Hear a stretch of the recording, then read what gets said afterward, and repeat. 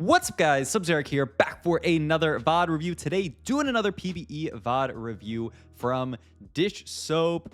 Dishsoap, he's a good guy. He's a good guy to watch. He is actively, I think, now starting to work on hotkeys. I only say this because I've been working on my hotkeys. If you guys haven't worked on your hotkeys yet, I think it's actually something that's really good to do on PvE while we have this kind of like free time. And if nobody knows what I'm talking about, mentioned it briefly in the last video, but you can put hotkeys on all of your shop slots here. So mine is A, S, D, F, and then spacebar for 1, 2, 3, 4, 5 shop slot. And so you can buy shops using your keyboard, which is really, really good. I'm a staunch proponent of this idea that, if you do buy your shops with your hotkeys instead of just clicking them, it's actually just a huge time saver. It's really, really valuable. Not to say that this is going to like turn a Masters player into a Challenger player, but it's going to allow the top Challenger players to get a little bit better. So something to keep track of. I think Dishsoap is buying shops with his mouse like an absolute fool right now, but I think he's actually started working on the hotkeys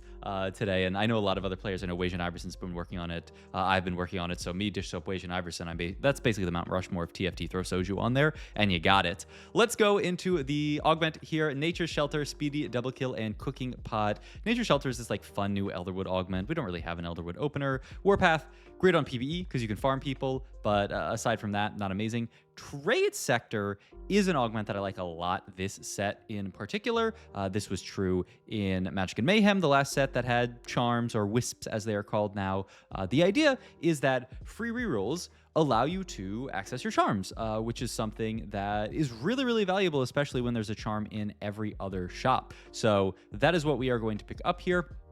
We are going to take the charm that says your first unit that dies you get an extra copy of it. I will say he cut it real close there in getting the Scuttle Crab, but he does pick it up here. I do think this charm is just broken, by the way, the one that gives you a copy of your first unit die, because you can always just, hey, say we had a Varus pair there, just solo frontline of Varus, and all of a sudden we have Varus too. It's like really, really valuable. And here you can already see this is why there is so much value in having Trade Sector here. So we can just roll this round, pick up a free charm in this spot, which is, getting a Reforger, and we're up a Reforger. So that's really, really nice here. We have the Shojin already made onto Varus. Curious to see where this actually goes comp-wise, and I did take a little bit of peek at the VOD, and it's very interesting where Dishsoap does go from this spot here, but Varus is a great Shojin holder. He is kind of weird because he's a rapid fire unit, so he gets his attack speed, but he's like a caster, so he wants to play not for like an attack speed focus like Kraken style build, but he wants to play for more of these like Shojin IE type stuffs.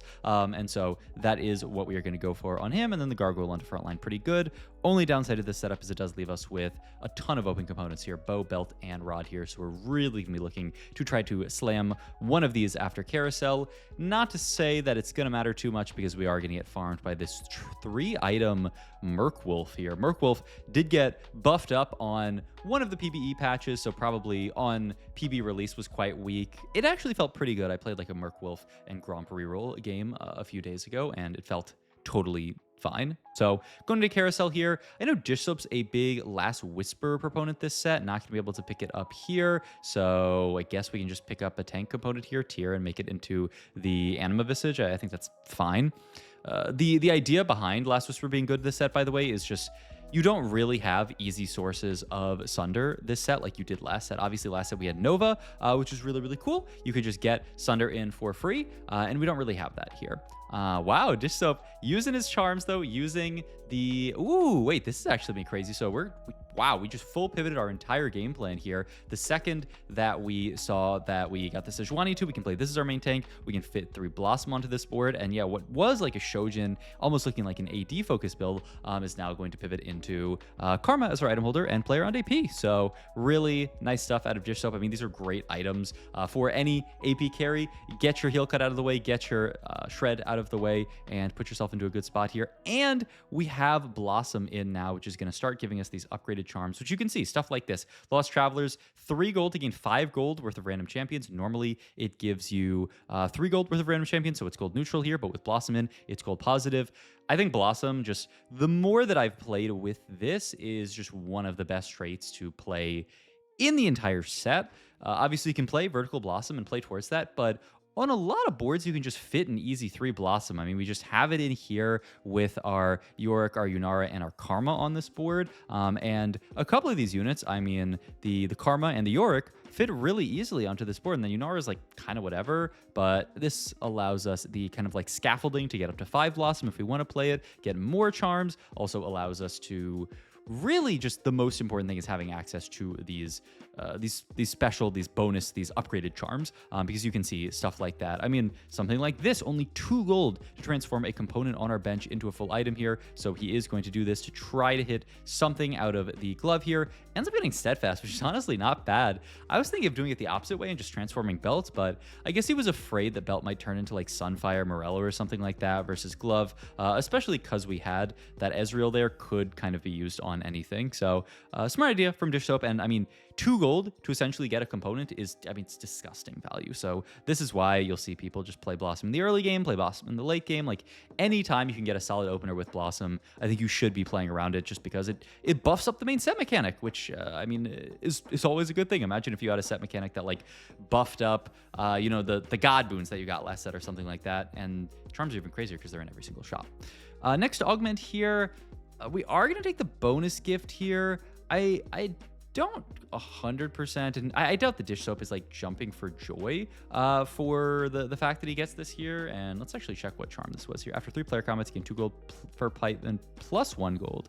Oh, so it's actually just like almost always, you know, worst case, you're down 1 gold if you lose from here, and if you win, you're in a really good spot. I believe that's, yeah, it's 1 gold on top of what the 2 gold that you get per fight win. So it's not 3 gold per fight win, because if it was, then it would say 3 gold per fight win. Just vibes, right? And if it works the other way, then at Riot Games, what are you doing here? But yeah, the only thing that makes me a little scary about this augment selection is it is double econ here. And you usually, you know, want to balance out your econ with some kind of like combat in a spot like this. But I think most of his combat options were pretty mediocre here. I do, perhaps, you know, he does just think bonus gift is a good augment. I've been seeing people take this one a lot. I don't think, I mean, there's no obvious synergy with like trade sector or anything like that. I guess maybe you can get some kind of like loot orb off trade sector if you have one of these like Giga Blossom augments, but honestly, I don't think it gives anything crazy like that. But yeah, maybe there's something out there that I don't know about. But I mean, for now, our spot is looking really, really good. We have a lot of AP items done. We could finish off a tank item here and be very, very happy with something like a Warmogs or a, what is the other? We have the Steadfast here, so you could just go the Anima Visage. And yeah, looking like that's what we're going to build towards here. And Dishsoap is team planning out his board, so he's trying to figure out what to play here. With the Azir too, it does make a lot of sense that he is looking at like a Malphite style board here. I mean, everything in our... Wow. That's 10 gold for 20 EXP. He does pick up the set as well. I mean, this is why Blossom is the GOAT. This is why Blossom is actually the GOAT, is we just got plus 10 gold essentially from a charm. We turned 10 gold into 20 EXP and went to 7 here. He's not even that rich, honestly, because his board's pretty expensive if you look at it. But I mean, with charms like that, you just make a cool, basically like 20 gold, you know, profit. And I wonder, yeah, he's looking at this right now. He's changing his team planner. I wonder if he's considering more of like a fast 9 option from the spot here. I'm not really sure what he is looking at in the team planner right now. But yeah, I mean, why wouldn't you? You're on a win streak here. You have a ton of gold. You have a pretty strong board already. I mean, this is a board that has pretty good odds of being stable all throughout really the early of stage 4. You're going to start to fall off late stage 4, but I mean, you're carrying 2-star 2-cost backline, 2-star 2-cost frontline. You have a 2-star 3-cost backliner as well in the Azirs that you can duo carry in a spot like this. So why shouldn't we, you know, greed it up a little bit in this spot? We do not have to think really, really hard about like, okay, what is our, you know, specific level 8 roll down to stabilize going to look like here? And I think that's why he takes some of that stuff out of the team planner here. Also, you know, potentially just saying, we have a set, we should probably play around Blossom, and so he is going to team planner. He's gonna throw some more of these units back in, so we'll see. Maybe he goes back on that idea here. Does pick up an extra Azir here, who he is going to hold, and then that is, I don't know how good this charm is, but it does open up actually a crazy situation. Okay, so let's go back here and yap about this. So he takes this one, the first man, wow, the upgraded version is the first 8 times? Okay, upgraded version, you're just taking this here. It's also 0 gold. First 8 times you really shop this around, the lowest cost champion becomes 2-star, and there's 2 commas in here for some reason. But, I mean, we start off here with just kind of whatever. We get this orange 2, but here we see this Azir 2 in shop, and all of a sudden, Dishsoap has this idea of like, well, wait, why can't we just go for a random Azir 3 on level 8 on this board? It's not like we were truly playing Azir reroll from this spot, but I mean, we all of a sudden have 8 Azirs, so why shouldn't we be open to it? I mean, this is just like TFT at its best. This is TFT that really, really good players play all the time and worst players have a lot of trouble with, is just like crazy flex idea like this, saying, why not? Why shouldn't I? Why shouldn't I just go for Azir 3? It can't be bad. He's going to pick up, it's me, baby? Honestly, yeah, I was looking at Safsmith here. I think this makes a lot of sense to get 2 items for that Azir here, hopefully getting to stuff like the Gwynsu's, but we end up getting Gunblade here. We do have Set 2 already, who can then become our main tank. Still keep 5 Blossom in on this board. Just keep the extra charms flowing here. Pick up a Fiddlesticks, who is going to fit really nicely onto this board. So yeah, peep this. 5 Blossom, 4 Spellweaver board. And then Azir is just fitting right now as a summoner and an Executioner, I guess. I mean, Yunara doesn't need Executioner, but getting Executioner for Azir is really, really beneficial. So that is the board that we are going to play currently. It's kind of wild that we didn't end up... I mean, we have the Zyron bench right now. I imagine that will come in later. We would certainly like to play for her, but we will see. Maybe now's not the time. But yeah, we are going to get a... every single shop is going to have a charm in it, which is really, really nice. We do also have Malphite here, which is the unit that we were thinking of here. And so now we are going to start pivoting that board out of some of these other Spellweaver pieces, because we know we want to play around Azir in this spot. Honestly, I think this is just going to be our game plan. We do also pick up the Amumu plus the Kennen, which is a fantastic package. You'll fit this on a lot of boards.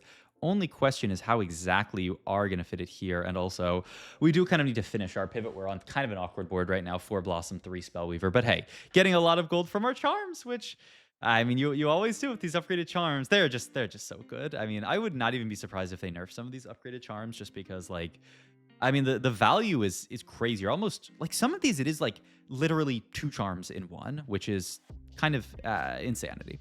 Gonna pick up the Rod here. Imagine this is for the Ginsu's onto the Azir here. They did buff him to the point where he gets extra, his ability animation scales with Gwynsu. I'm not sure if this is before or after the patch, because the patch did come in the middle of the day today. Just also randomly just get the Karma 3, which is kind of hilarious, but sure, why not? Why don't we fit Karma on this board? And we are now going to play Karma in the slot that, like, normally we would just play Ahri, but hey, we'll play Karma. Why not? She's cheaper than an Ahri 2. She's decent enough, and I mean, she's here now, which is one of the most important things that you can have on a unit in TFT, is just having it in the first place. And so this is the board that we are going to play here. Picks up Ahri, gets triple training dummies, which is not bad here. So maybe he will find his way back into Ahri. No, yeah, he's over the Ahri. He's also considering this swap into the Malphite. The problem is he can't really do that yet because we have Set 2 as our front line. I don't think it's reasonable to ever cut this Set 2, at least not in the anywhere near term.